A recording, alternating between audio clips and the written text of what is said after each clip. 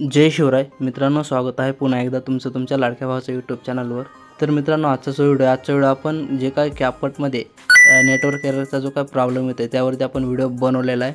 तर व्हिडिओ तुम्ही शेवटपर्यंत बघा आणि जे काय आपण ट्रिक यूज करणार आहे ते सर्व ट्रिक मी ह्या व्हिडिओमध्ये सांगणार आहे। तर व्हिडिओ तुम्ही शेवटपर्यंत बघा आणि जशा प्रकारे सांगेल तशा प्रकारे तुम्ही त्या ट्रिक यूज करून घ्यायचे आहेत। तर मित्रांनो, सुरुवातीला तुम्हाला जे काय आपलं बघू शकता मी जे कॅपकट आहे ते तुम्हाला दाखवतो। आपलं जे काही कॅपकट आहे ते पूर्ण चालू आहे, बघू शकता तुम्ही इथं जे काही इफेक्ट आहे सर्व आपले लोड होत आहेत ते मी दाखवतो। आता सध्याला मी VPN कनेक्ट नाही केलेलं तरी पण हे पहिले इफेक्ट जे ते ऑलरेडी दिसत आहेत।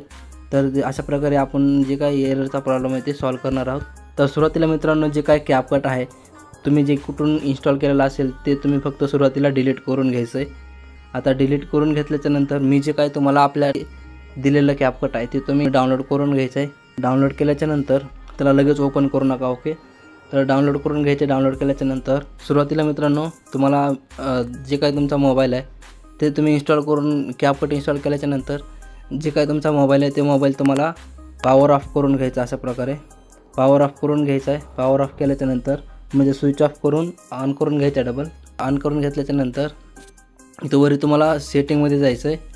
सेटिंगमध्ये आल्याच्या नंतर हे जे काय कनेक्टिंग शेअरिंगचं जे काय ऑप्शन आहे ह्यामध्ये येऊन जायचं आहे। ह्यामध्ये आल्याच्या नंतर मित्रांनो इथं काय प्रायव्हेट DNS बघू शकता, अशा प्रकारे एक ऑप्शन भेटून जाईल। त्यावरती टच करून हे जे काय ॲटोचं ऑप्शन आहे ह्यावरती सिलेक्ट करून घ्यायचं आहे। ऑफवरती असेल तर इथं तुम्ही ॲटोवरती सिलेक्ट करायचं आहे। नंतर इथून बॅक यायचं आहे। आता इथं तुम्हाला कनेक्शन शेअरिंग जे काय ऑप्शन आहे नाही भेटलं तर इथं सर्चवरती जायचं आहे। सर्चवरती आल्याच्या नंतर इथं तुम्ही DNS अशा प्रकारे सर्च जरी केलं तरी तुमच्यासमोर अशा प्रकारे बघू शकता प्रायव्हेट DNS ऑप्शन येऊन जाईल।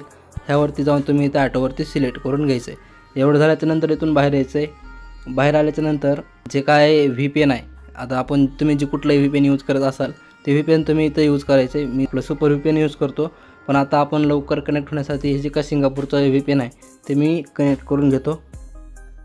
तर 1 मिनिटात आपण जे आहे ते VPN कनेक्ट करून घेऊया। तर बघू शकता हे पूर्णपणे कनेक्टेड झालेलं आहे। इथून बाहेर यायचं आहे आणि जे काय आपलं प्रॉपर आपलं VPN जे आहे ते बघू शकता कनेक्टेड अशा प्रकारे झालेलं आहे। इथं तुम्हाला वर दिसत असेल। आता हे कनेक्ट झाल्याच्या नंतर इथं तुम्हाला जे काय आपलं कॅपकट प्रो ॲप्लिकेशन आहे ओपन करून घ्यायचं आहे। आता मित्रांनो, कॅपकटमध्ये आल्याच्या नंतर आता बघू शकता माझे ते आहे ते ऑलरेडी चालू झालेलं आहे। आता फक्त तुम्हाला काय करायचं बघा, कॅपकटमध्ये आल्याच्या नंतर तुम्हाला इथं कुठे काहीही न करता डायरेक्ट हे जे काय खाली मीचं ऑप्शन आहे त्या मीच्या ऑप्शनवरती जायचं आहे। मीच्या ऑप्शनवरती आल्याच्या नंतर इथं वरती सेटिंगच्या ऑप्शनवरती टच करायचं आहे। इथं तुम्हाला साइन इन वगैरे कुठेही काही नाही करायचं, डायरेक्ट तुम्हाला इथं सेटिंगवरती जायचं आहे।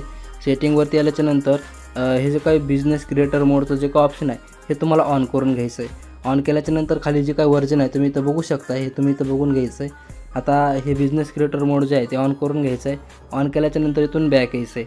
आता बघू शकता मित्रांनो, बॅक आल्याच्या नंतर हे जे काही खाली ऑप्शन आहेत हे एडिट, टेम्पलेट आणि लायब्ररी हे बघू शकता। हे जे काय खालचे जे काही 4-5 ऑप्शन आहेत हे तुमच्या ह्याच्यात शो होतील का बघायचं आहे। जर हे टेम्पलेटचं ऑप्शन जर शो होत नसेल तर तुम्हाला डबल मीच्या ऑप्शनवरती जायचं आहे, सेटिंगवरती जायचं आहे। सेटिंगवरती आल्याच्या नंतर इथं ॲप लँग्वेजचे काय ऑप्शन आहे ह्यावरती टच करायचं आहे।